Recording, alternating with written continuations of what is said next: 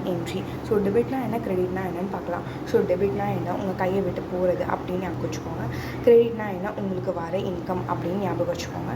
So simple. So debits increases the value of asset, expenses and loss accounts.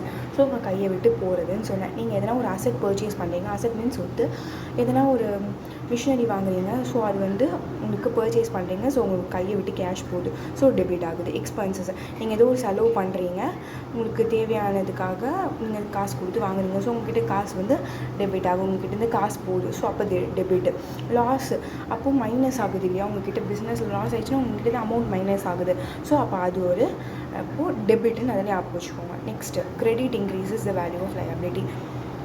கிரெடிட்னா என்னன்னு சொன்னேன், நம்மளுக்கு வரது. So liability means கடன், நம்ம கடன் வாங்குகிறோம், ஸோ அது கிரெடிட். ஓகேவா. நெக்ஸ்ட் ஈக்விட்டி, அதுவும் ஒரு வகையான இதுதான், இன்கம் மாதிரி.